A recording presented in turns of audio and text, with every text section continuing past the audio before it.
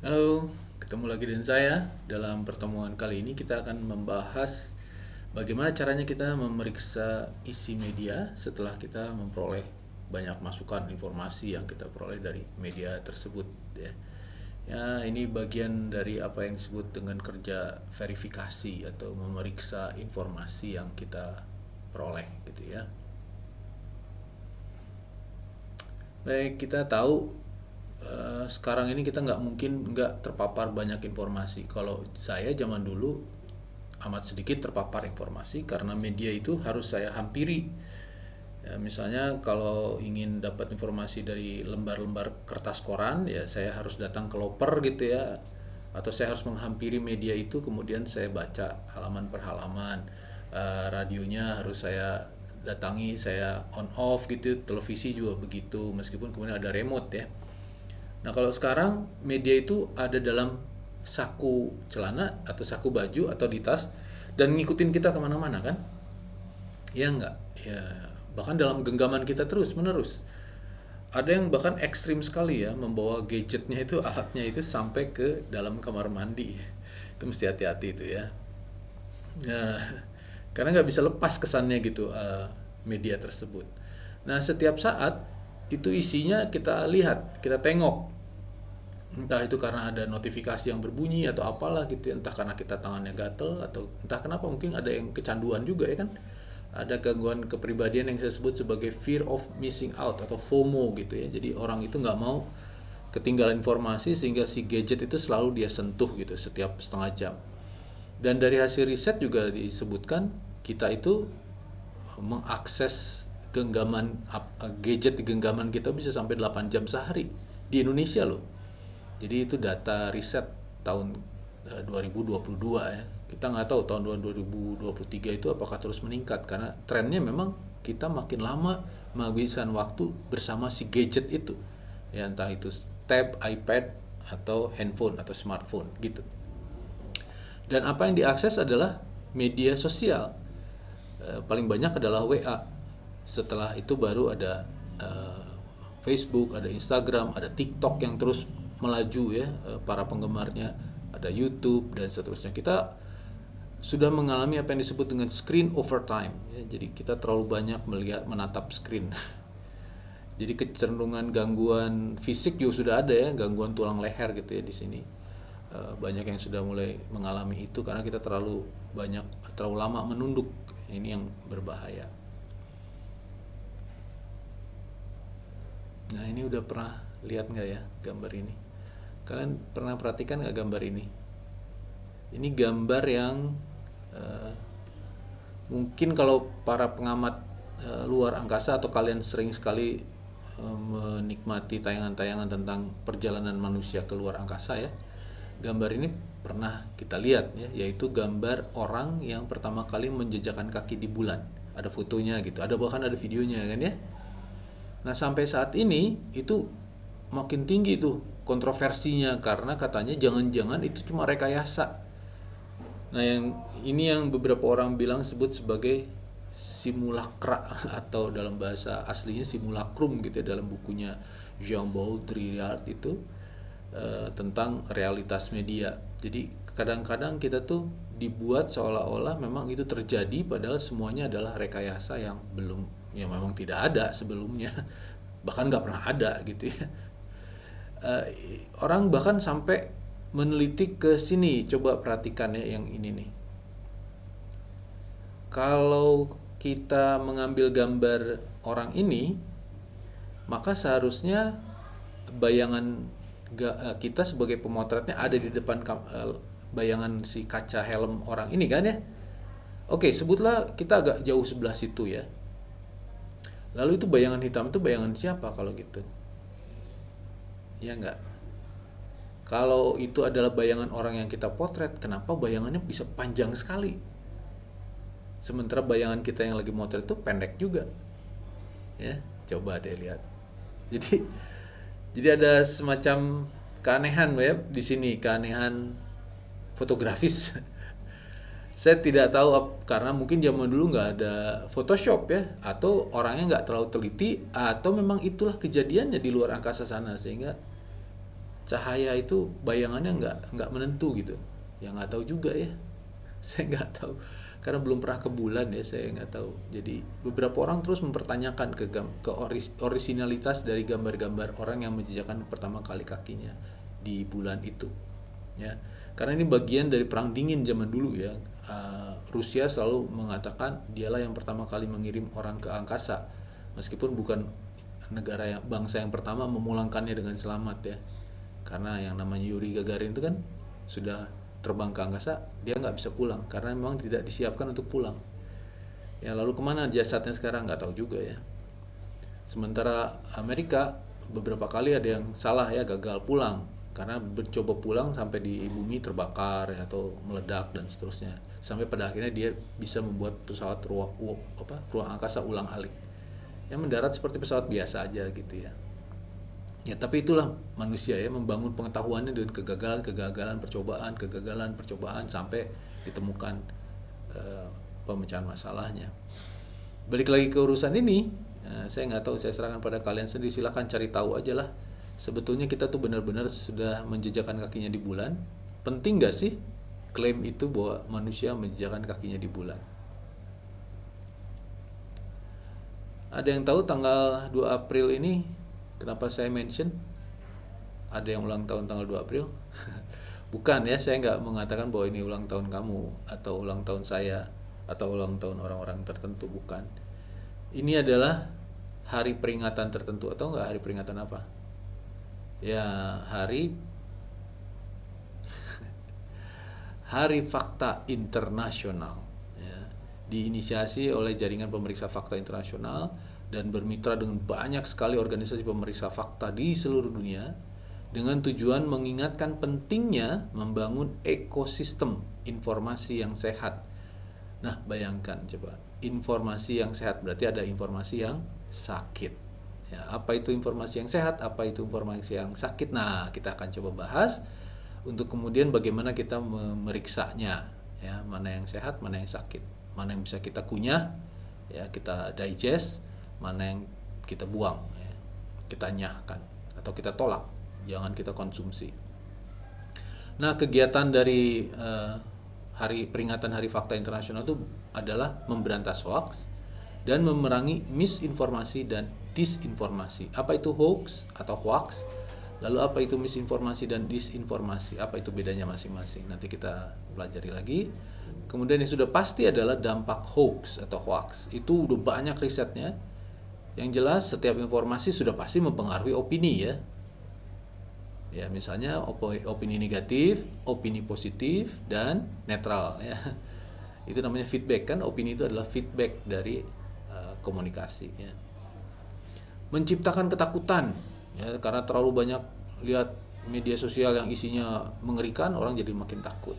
Saling curiga, jadi ketika membaca media sosial yang isinya kemudian hati-hati, dia bakal begini, bakal begitu gitu ya, orang ini nggak bisa dipercaya atau dan seterusnya, jadi saling curiga. Hati-hati dengan orang itu, dengan suku itu, dengan etnis ini, agama itu, agama ini gitu ya, orang jadi curiga ya. Kemudian akibatnya juga menjadi turun kepercayaan kepada masyarakat, turun kepercayaannya kepada pemerintah, turun kepercayaan kepada aparat penegak hukum dan seterusnya. Meskipun memang mungkin saja secara faktual memang tidak bisa dipercaya, tapi gara-gara media sosial orang menjadi lebih tidak percaya lagi ya. Itu dampak dari hoax, hasil riset itu. Di Indonesia sendiri tercatat selama tahun 2022 tahun lalu itu ada 1.698 kasus berita palsu. Sayang juga nih ada paradoks ya, berita itu seharusnya nggak mungkin palsu atau berita bohong gitu, nggak mungkin bohong, karena berita itu definisinya adalah informasi yang sudah terverifikasi, yang sudah diperiksa. Jadi berita itu pasti benar harusnya ya. Tapi kan ternyata ada juga yang bohong gitu, bentuknya berita tapi isinya bohong. Jadi gimana dong? Memang jadi paradoks ya. Misalnya fake news itu kan berita bohong gitu ya, ongkoh news tapi fake. Padahal definisinya news itu kan bukan fake ya, nggak ada yang fake dalam news. Tapi kenyataannya ada ya, bentuknya berita tapi fake, palsu. Oke lah, kita sebut aja lah informasi palsu gitu ya. Nah, sudah sampai segitu banyak tahun ini lebih banyak lagi. Nanti pas pemilu tahun depan, wah itu biasanya lebih banyak lagi. Ya, dan macam-macam isinya, bikin kita jengah gitu ya. Ini total dari tahun 2018 sampai 2023 bulan Mei. Ya, sampai segini banyaknya coba. Udah puluhan ribu ini ya kalau di total-total. Hoax tentang kesehatan paling banyak. Ya, terutama karena waktu pandemi kemarin ya, waktu Covid itu kan banyak dari kita yang nggak percaya Covid dan senang sekali jadinya menyebarkan hoax untuk membenarkan ketidakpercayaannya terhadap Covid, ya kan? Gitu. Mungkin nggak percaya, nggak melihat sendiri adanya kematian akibat Covid kali ya. Jadi kita tetap aja nggak percaya bahwa Covid itu ada. Kemudian isu di pemerintahan ya, bisa politik biasanya gitu ya, dalam pilpres, pilkada segala macam itu makin banyak. Nanti makanya saya bilang tahun depan itu terjadi lagi penipuan, hati-hati ini soal investasi, pinjaman, ya, pinjol, urusan politik, lain-lain dan seterusnya. Banyak banget nih jenis-jenis hoax yang beredar. Yang baru-baru aja beredar nih ini hoaxnya. Jadi kan lagi rame itu Palestina. Nah, salah seorang yang sering sekali menyampaikan informasi langsung dari lokasi, salah seorang WNI, warga negara Indonesia ya, aktivis, itu dikabarkan meninggal. Padahal dia masih bisa live ya. Tapi ada aja orang yang menyebutnya meninggal. Kenapa? Ya nggak tahu, motifnya macam-macam ya. Nanti kita lihat motif orang menyebarkan hoax itu apa. Tapi diantaranya adalah ya karena ingin klik ya, ingin viral gitu. Dapat uang kan kalau viral, kayak akunnya jadi populer dan segala macam. Coba bayangkan menyebarkan berita tentang orang yang meninggal gitu ya demi uang. Wah, luar biasa. Kata agama itu seperti kita makan bangkai saudara sendiri ya. Dan ini dibantah langsung begitu ada viral, dibantah langsung oleh temannya yang masih ada di Palestina juga. Itu nggak benar katanya. Itu nggak malu lagi ya yang menyebarkannya gitu di TikTok tuh. Akunnya ada sih, cuman ya udahlah. Ini adalah motivasi, ini hasil riset ya. Motivasi kita, kalian dalam menyebarkan hoax. Ya. Jadi main sebar aja, ada merasa bahwa itu penting gitunya. Beritanya hebat. Wah, ini lagi aktual gitu. Nggak usah diperiksa, nggak usah apa, dia sebarin aja. Terus juga menyebarkan hoax itu karena nggak tahu bahwa berita itu hoax. Ya, karena pada intinya sih sebetulnya nggak peduli ya, berita ini benar atau enggak gitu. Mungkin karena gimana cara meriksanya ya, gitu barangkali ya. Makanya disebut nggak peduli atau nggak punya pemahaman bahwa berita itu benar atau tidak. Mungkin karena nggak tahu caranya. Ya nanti kita coba lihat sedikit ya gimana caranya memeriksa berita benar atau tidak. Ya, coba inilah. Nah, ketika ditanyakan ini ya, kalau berita ini hoax bukan? Ya memang ternyata kebanyakan nggak tahu. Kebanyakan nggak bisa membedakan mana berita asli, berita hoax. Jadi survei ini menanyakan ini kalau berita yang begini hoax bukan menurut kamu? Ya kebanyakan memang nggak bisa menjawab ya, bahwa ini hoax atau bukan gitu. Jadi memang nggak punya instrumen, nggak punya alat, nggak punya keterampilan untuk memeriksa. Gimana caranya ya memeriksa bahwa berita ini benar atau tidak? Atau bahkan malas aja gitu, ribet lah, kan bukan tugas gua kali meriksa yang begituan, gua mah nyebar aja lah, ya nggak? Apalagi kalau ada yang bilang bahwa dengan menyebarkan ini pahala untuk anda gitu, anda itu ikut berjuang ya, ikut membantu dengan menyebarkan ini, padahal yang disebarkan berita bohong ya, sama dengan menyebarkan dosa atau ikut berbuat dosa kalau percaya dosa. Nah alhamdulillahnya ya, ada tren positif lah ya, supaya nggak terlalu pesimis saya atau teman-teman juga. Ada tren positif, setidaknya makin banyak orang yang mencoba mencari tahu berita ini benar apa enggak gitu. Misalnya apa nih, dalam kata kunci ya di Google Search itu tercatat nih laporan dari Google nih. Sampai tahun 2020 ya, sejak 2004 itu trennya luar biasa meningkat jauh ya, artinya mungkin orang udah mulai peduli nih, ada kepedulian lah yang meningkat bahwa orang itu harus tahu berita ini benar atau tidak. Jadi dia cari tahu di Google, caranya gimana, apakah benar berita tentang gitu. Jadi kata kunci ya, apakah berita ini benar, itu makin sering muncul di Google Search. Ya, ini pertanda lumayan ya, bagus bahwa kalian sudah mulai mencoba mencari tahu lah minimal ya dengan cara yang sederhana, yaitu menggunakan Google Search. Ini sebetulnya cara yang paling gampang. Ini kan sering juga kita lihat nih ya, gambar sederhana lucu-lucuan kesannya gitu ya, bahwa ada ikan hiu ternyata di kolam rumah saya gitu. Nah, sekarang gimana caranya kita memeriksa bahwa gambar itu palsu?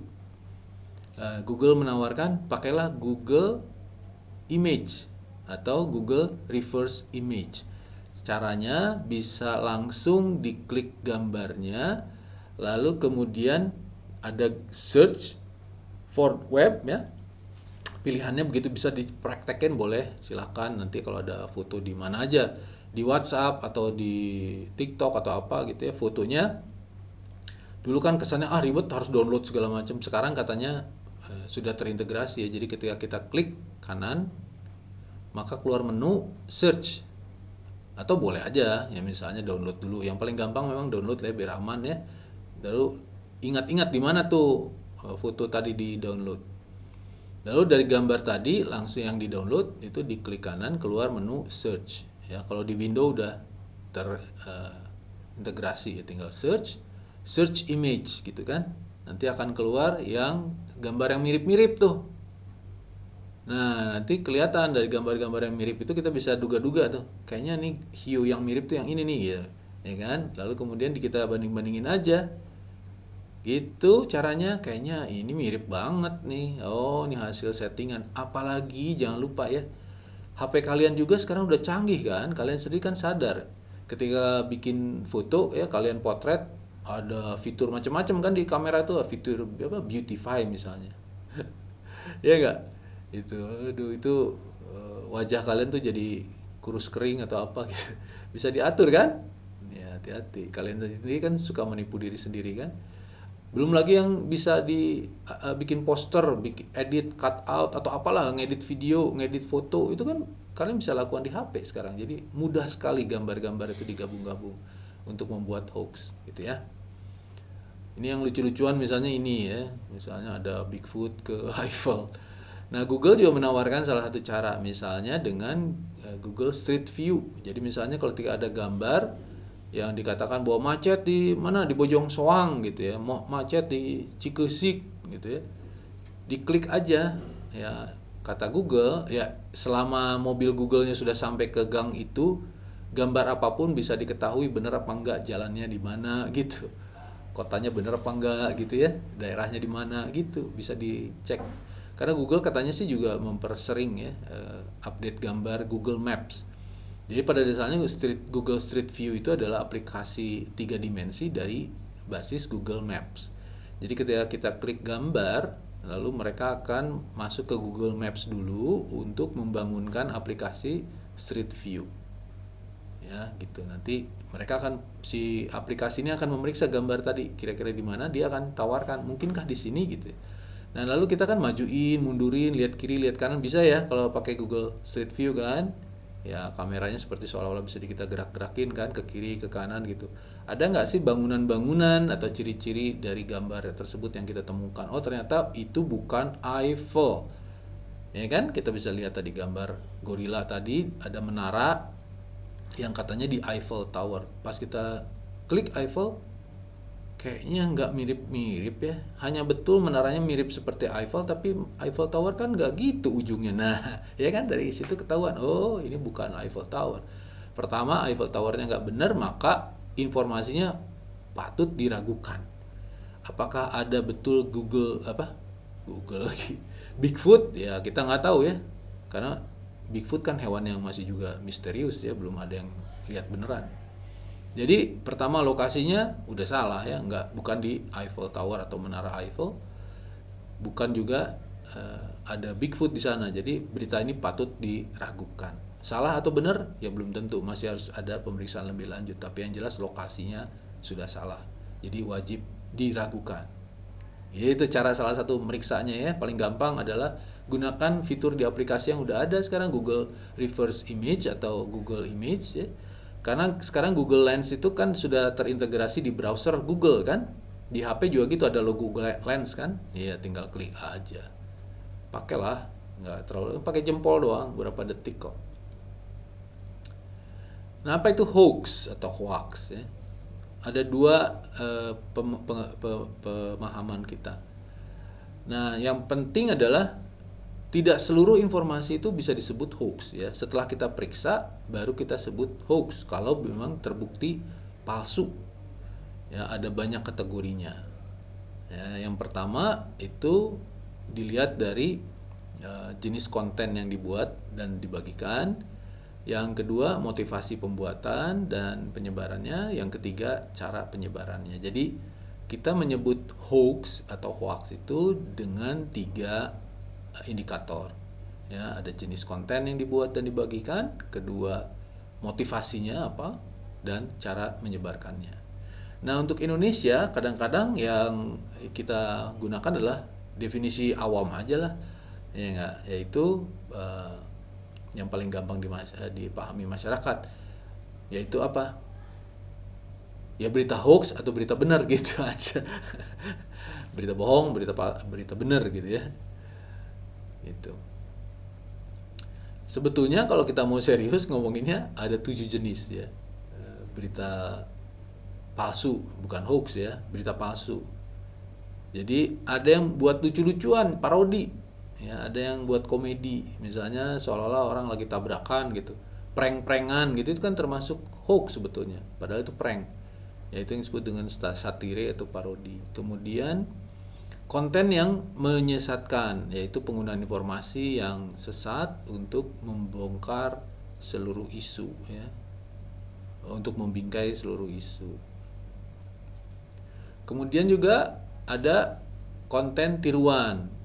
Jadi dia menggunakan gambar beneran gitu ya untuk sesuatu yang berbeda. Jadi dia kutip berita tentang Palestina gitu, pengebomannya benar, itu bom meledak gitu ya, gambar gedung yang terbakar. Tapi ceritanya berbeda, bukan itu yang sebenarnya. Kemudian ada konten baru yang 100% salah. Jadi dibuat sedemikian rupa, misalnya dia sengaja membakar sebuah mobil gitu, atau merekayasa gerakan-gerakan tertentu kepada narasumber, kalau tolong gini tolong begitu gitu. Itu juga sebetulnya ya palsu ya. Kemudian koneksi yang salah, jadi judul dengan isi yang berbeda. Sering kita baca berita, kita klik, loh, isinya beda, judulnya gitu, isinya beda. Nah, gitu ya, itu koneksi yang salah. Ya, kemudian gambar ilustrasi, kan kadang-kadang ada judul berita, ada gambar ilustrasi, ternyata gambar ilustrasinya apa gitu, isi beritanya apa, itu namanya clickbait ya. Kemudian konten yang salah, jadi salah ketik, salah ejaan dan seterusnya, itu konten yang salah. Kemudian konten yang dimanipulasi, ya, gambar asli dimanipulasi untuk nipu. Misalnya ini nih orang udah percaya dengan bank saya gitu, padahal bank Miun ya. Nipu itu teh. Hati-hati. Ini 7 jenis mis dan disinformasi. Misinformasi itu sebelah kiri. Ya. Disinformasi itu sebelah kanan. Jadi makin condong ke kiri itu disebut misinformasi, makin condong ke kanan itu disinformasi. Misinformasi adalah yang buatnya nggak tahu bahwa apa yang dia sebar atau yang dia buat ternyata basisnya salah. Entah itu karena pengetahuan yang terbatas, misalnya seperti garam itu bisa menyembuhkan semua hal loh. Ya, misalnya minyak telon itu bisa menyembuhkan pilek gitu. Ya karena dia nggak tahu, dia melakukan misinformasi atau prank-prankan gitu ya.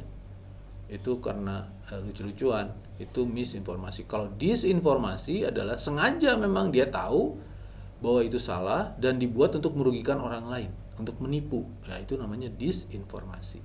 Jadi misinformasi karena orangnya nggak tahu, ya nggak ada niat untuk nipu, nggak niat jahat gitu ya, karena dia nggak tahu.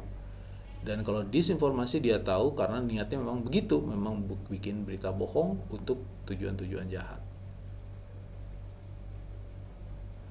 Nah biasanya nasihat umum yang kita dengar adalah ya pastikan dong sumber informasi yang kita sebar di media sosial itu terverifikasi, valid dan segala macam. Nah gimana caranya tuh? Lalu cari sumber berita terpercaya untuk memiliki rekam jejak akurasi yang kuat dalam setiap laporannya. Aduh, berarti kita harus periksa tuh ya, Kompas gimana, Tempo gimana gitu ya. Vice Indonesia atau bahkan akun Instagram ini gimana kan, jadi bikin repot ya kesannya. Lah ya, terus gimana? Ya memang makin repot makin canggih sebetulnya, makin yakin lah informasi yang kita konsumsi itu makin benar ya.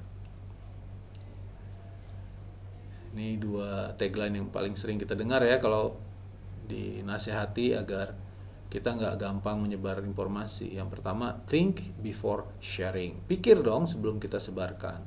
Atau saring sebelum sharing gitu ya. Pilih-pilih lah ya. Tapi kan kadang-kadang gimana coba kalau kita ngadepin itu terjadi di WA group, kemudian orang tua kita sendiri gitu yang sharing itu. Apa tindakan kita? Nah yang paling hebat adalah kalau kita sudah tahu bahwa itu hoax. Jadi orang tua itu salut tuh. Kalau kalian sudah tahu bahwa itu hoax, itu udah hebat ya. Nah, berarti kan sudah melakukan pemeriksaan. Jadi kalian tahu nih orang tua kita salah nih. Yang salah adalah kita tahu, kita nggak tahu bahwa itu hoax, lalu kemudian mencap orang tua kita menyebar berita hoax. Karena kita merasa itu hoax aja, karena keyakinannya berbeda dengan keyakinan saya gitu. Wah, itu bahaya tuh. Udah melawan orang tua, kedua membenarkan berita palsu pula. Ya itu payah tuh. Nah ini ada salah satu metode ya yang paling gampang lah ya, kita coba cari tahu apa itu yang disebut hoax. Kata ini nih metode dari Universitas Stony Brook di Amerika Serikat ya, untuk membedakan misinformasi dan disinformasi adalah IMVAIN ya. IMVAIN. I-nya adalah imparsial. Lihat ya, pendapat-pendapat orang, narasumber yang dikutip itu berpihak kemana, ngebela siapa, gitu ya. M, multiple sources. Jadi kalau orang-orang yang dikutip pendapatnya, opini-opininya yang dikutip oleh media tadi, isi informasi tadi, berbeda pandangan nggak? Ya, jadi kalau cuma satu pandangan yang sama, arahnya ke satu arah yang sama, ya perlu curigain lah. Ya, mesti hati-hati. Ya, bukan curiga lah ya, hati-hatilah bahasanya, jangan curiga. Hati-hati ya, kalau dia cuma satu arah aja, meskipun banyak banget narasumber yang dikutip, tapi semua isinya arahnya sama. Kalau ada dua aja minimal narasumber yang dikutip dan berbeda pandangan, ya oke, ini berarti medianya relatif berimbang ya, gitu. Kemudian ada nggak upaya dari si pembuat berita, pembuat informasi itu untuk memeriksa kebenaran dari isi opini. Jadi misalnya gini, tadi saya beliau tuh ada kebakaran di daerah sana gitu, lalu si reporternya pergi ke lokasi, ke daerah yang disebut. Nah ternyata ditemukan bekas-bekas kebakaran gitu misalnya ya. Itu lebih hebat lagi. Jadi nggak cuma mengutip pendapat-pendapat orang ya, isi-isi cerita orang, tapi juga dia datangi tuh, dia periksa tuh isi dari pendapat orang-orang tadi yang dikutipnya gitu. Itu makin perlu dipercaya. Yang berikutnya adalah A atau I ya, AMVAIN kan. I-nya impartial, M-nya multiple sources, V-nya adalah verify, kemudian A dan I-nya adalah authoritative atau inform. Jadi narasumber yang dikutip itu adalah orang-orang yang benar-benar kelihatan tahu ya, ahlinya misalnya, ya soal kebakaran, soal kimia, soal politik dan seterusnya. Jadi orang-orang yang dikutip itu bukan orang sembarangan misalnya, yang asal ngomong, asal bunyi gitu. Maka makin tinggi lagi kita harus percaya terhadap isi informasi tadi. Meskipun ahli juga belum tentu benar ya, belum tentu benar gitu. Makanya kita lihat berapa banyak narasumber yang dikutip oleh isi media tadi gitu. Meskipun dia ngutip ahli, berapa banyak ahlinya, apakah semua arahnya sama dan seterusnya, itu juga harus kita lihat. Dan berikutnya adalah narasumbernya disebut nggak namanya, nama, alamat gitu ya. Makin banyak nama dan alamat identitas narasumber yang disamarkan, yang tidak diungkap, ya kita makin harus nggak percaya sama isi informasi yang disampaikan tadi, gitu ya. Jadi kalau kita melihat ada sebuah video nggak jelas dari mana sumbernya, ya kan, nggak ada situs, alamat webnya dan seterusnya, ya makin nggak percaya, makin hati-hatilah kita ya terhadap hal tersebut gitu ya. Kita harus tahu ketika menyebarkan informasi, kita yakin alamat dari si pembuat informasinya bisa kita jangkau. Jadi kita bisa lihat sendiri beritanya gitu ya, langsung ke sumber berita. Kalau sumber beritanya nggak jelas gitu ya, misalnya cuman mantan wartawan gitu ya, Dewi siapa gitu, Dewi Sengkuni, mantan wartawan gitu yang nulis ini, silahkan sebarkan. Ya belum tentu dipercaya lah, mantan wartawan, wartawan mana dia? Dewi Sengkuni mungkin ada 2000 di Indonesia, ya nggak gitu. Terus siapa, kapan dibuatnya, dalam konteks apa gitu, itu harus diperiksa. Jangan karena isinya Anda setujui lalu Anda pikir itu benar, ya belum tentulah. Ini dari Asosiasi Pustakawan Internasional, IFLA. Bisa dilihat sendiri di webnya ya, International Federation of Library Association ya, IFLA. Ya, dia menyarankan kepada kita ketika memeriksa informasi ini, lihat ya sumbernya, narasumber atau sumber dari berita tadi. Coba cari tahu. Ya, masalahnya kalian atau kita mau nggak cari tahu soal itu? Ya, kadang-kadang nggak ya. Kemudian read beyond. Nah, ini yang apa ya? Yang dibutuhkan ya, keterampilan komunikasi, yaitu membaca sesuatu yang tidak hanya sekedar tertulis. Apa yang ada di balik tulisan-tulisan itu, apa yang disebut ideologi gitu ya. Bingkainya ke arah mana, wacananya kemana. Jadi nggak cuma narasinya aja yang dibaca, tapi wacananya apa gitu. Ini kemampuan untuk membaca di balik yang tersurat ya. Istilahnya tersirat ya, apa yang tersirat dari yang tersurat. Ini kemampuan komunikasi yang cukup dalam ya, harus latihan terus nih. Latihannya gimana caranya? Baca sering-sering baca puisi. Puisi itu kebanyakan isinya tidak seperti apa yang tersurat, ya enggak? Misalnya katak di atas tempurung. Plung. Itu mau ceritain apa coba?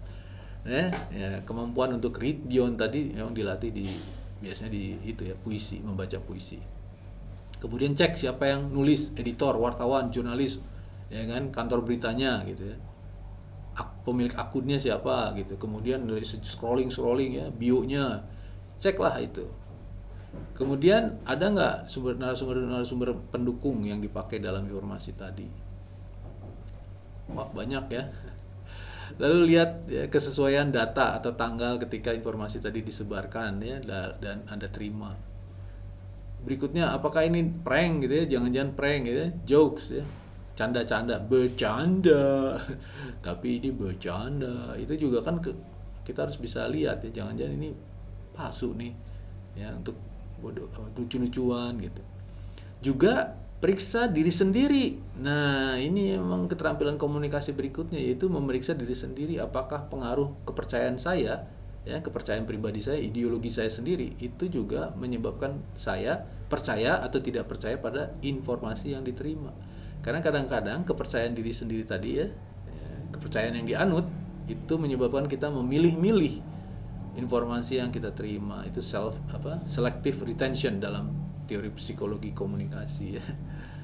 Ya apa boleh buat, memang terjadi kok. Ya memang begitu kok. Ya tolong diperiksa lagi, jangan-jangan ini saya mengatakan berita ini benar karena saya yakin dengan ideologi yang saya yakini gitu ya, bukan karena informasinya benar, tapi karena ini informasi membenarkan keyakinan saya sendiri. Ya, self fulfilling prophecy, nubuat yang dibuat sendiri. Kemudian tanya kepada ahlinya, misalnya soal KTP dan segala macam, ya tanya ke Pak RT. Pak RT, ini saya dapat informasi begini, benar nggak sih prosedurnya begini gitu ya. Pak Lurah, ini katanya ada pembagian gratis, nah gitu ya. Atau tanya ke banknya, Bang, admin, ke akun bank ya. Admin, saya terima informasi ini tentang pembagian rekening gratis atau suku bunga banknya jadi 20%, ya gitu. Admin, ya, sebelum Anda sebarkan tanya dulu. Ya, kalau udah dapat informasi yang benar, penjelasan yang benar, baru deh sebarkan gitu.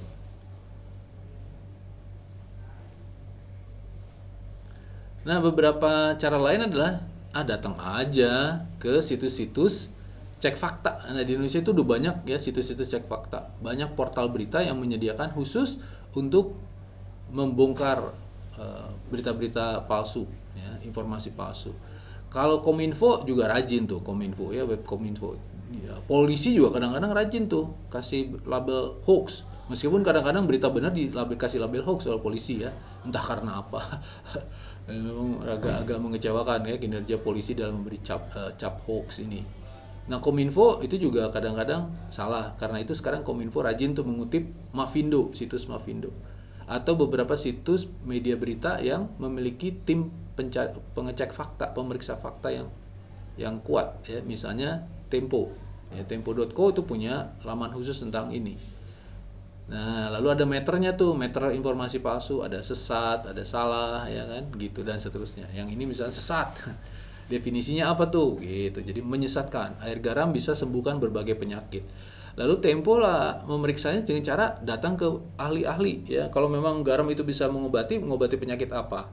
Apakah semua penyakit itu bisa disembuhkan dengan air garam? Ya, itu dicek oleh Tempo.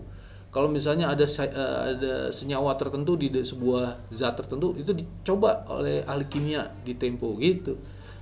Api ini bisa membakar gitu ya. Dicek oleh Tempo, benar nggak apinya bisa membakar ini dan seterusnya. Apakah kerupuk itu dengan mudah terbakar gitu misalnya? Ya kan dicoba oleh Tempo. Ya, dengan cara yang dipamerkan oleh video tadi, ternyata kalau tidak terbukti akan dicap oleh Tempo tadi sebagai hoax misalnya, sesat, palsu atau apa gitu. Ya, ada meternya. Nah, ada dua pekerjaan sekarang ini yang dilakukan biasanya oleh para wartawan. Wartawan itu sekarang ini makin sering dilatih untuk melakukan pemeriksaan fakta ya. Ada dua pekerjaan. Yang satu sebut debunking ya, yaitu mencoba mengungkap berita-berita itu benar atau tidak. Ya, dan seterusnya sampai pada akhirnya berita tadi bisa dibantah dan berhenti sendiri dikirim. Ya kan, gitu. Karena apa? Karena kita wajib berhak untuk mendapatkan informasi yang benar ya. Informasi yang benar itu akan kita gunakan untuk membangun membangun opini kita kan gitu, membangun pendapat gitu. Kalau kita membangun pendapat berdasarkan informasi yang salah, bisa-bisa pendapat kita juga salah. Yang kedua, kegiatan kedua dari wartawan sekarang ini adalah pre-bunking, yaitu memprediksi kira-kira pola-pola penyebaran berita palsu itu seperti apa. Misalnya kayak sekarang nih, kita tahu dari pengalaman sebelumnya itu pemilu-pemilu itu bakal banyak hoax. Polanya seperti apa? Nah, mulai banyak tuh di beberapa situs berita ya yang mengungkapkan nih, hati-hati nih, berita-berita menjelang pemilu itu akan seperti ini pola-polanya. Misalnya ada akun palsu, ada buzzer palsu dan segala macam ya, robot. Gimana cara mengenalinya ya, robot-robot akun gitu ya di Twitter atau X sekarang atau di IG atau apa gitu ya. Kemudian gambar-gambar yang palsu seperti apa, informasi yang palsu tentang pilpres seperti apa gitu, pola-polanya seperti apa. Itu sudah mulai disebarkan oleh wartawan. Misalnya di AJI ya, kalau teman-teman mau lihat di situs AJI ORID, itu banyak juga informasi tentang bagaimana pre-bunking atau debunking dilakukan oleh kelompok wartawan yang saat ini kerja keras ya untuk menangkal informasi bohong. Oke, mudah-mudahan bisa bermanfaat informasi ini dan menohok kita semua agar kita bisa betul-betul memanfaatkan informasi dengan baik. Karena kita tahu bahwa informasi itu akan berguna ya, kalau isinya benar. Gitu ya. Itu yang jadi persoalan kita kan. Informasi itu akan berguna, bermanfaat bagi kita kalau isinya benar. Kalau isinya salah, ya kita akan dapat keputusan yang salah. Ambil contoh gini. Kalau kita mau beli barang, terus dapat informasi yang salah bahwa barangnya ternyata palsu. Padahal informasinya disebutnya barang ini asli, KW, bukan KW, asli gitu, ori. Begitu kita beli, setelah kita pakai ternyata dalam waktu singkat rusak. Ya, kita bawa ke tukang servisnya, bilang, "Pak, ini palsu, Pak." Nah, gitu. Jadi kalau kita dapat informasi yang palsu, bisa jadi keputusan kita salah. Ya, karena kita nggak dapat informasi yang benar. Termasuk cari jalan, kalau kita mau pergi ke suatu tempat yang kita tidak tahu, kita dapat informasi belok kiri belok kanan yang salah, maka kita tersesat. Ya enggak? Gitu ya. Jadi informasi itu penting kebenarannya. Ya, kalau kita sekedar hanya dapat informasi, kita bisa tersesat, bisa ditipu. Gitu ya. Jadi pentingnya informasi yang benar itu adalah agar kita tidak salah jalan atau tertipu, ya, keputusan kita benar. Oke, mudah-mudahan materi kali ini bermanfaat. Semoga selamat, rahmat dan berkah Tuhan ada pada kita semua. Salam.